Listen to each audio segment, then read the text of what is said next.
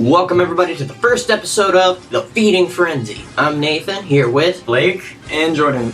Today's show, the worst calls in Super Bowl history. Now, what did you guys find? Well, according to our sources, there were a bunch of them. Alright, let's see here. Okay, first we have Super Bowl 40.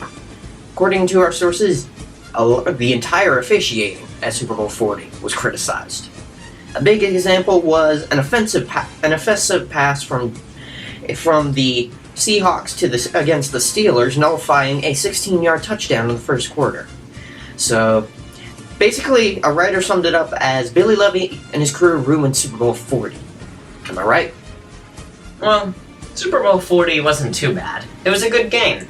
Just a bunch of problems. I thought it was a great game. It was a great game. It was beautiful. Okay. Alrighty. How about you take this one, Jordan? Alrighty. Well, I found one from 1980, and it was crazy because it was the Houston Oilers, and they're not even a team anymore. Like, that's why I think it's crazy, because I remember those were the good old. What were the Oilers? Where were they even from? Houston Oilers. They must have been the Texans. They must have transformed into the Texans then. Anyways. I think they did. Well, anyways, it was Super Bowl 14, Super Bowl 14, and it was the wide receiver Mike Renfro, and he made an incredible catch from Dan Pastore's back. When you say incredible, do you mean, like, you don't think it should have been possible?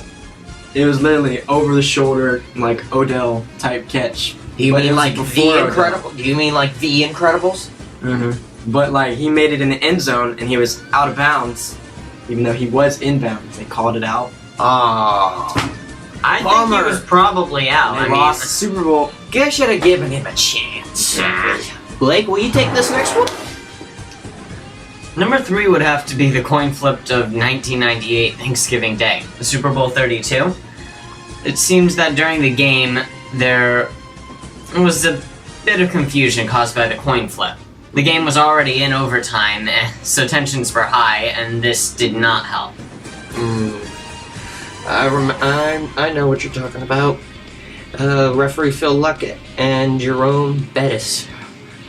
Bettis claimed he said tails. Luckett said he heard heads. So, oh god. Who do you think was lying out of there? You never know. I'd honestly say the player. Because I see what the player would have the game from lying. I don't see what the ref would have to gain. Luckett.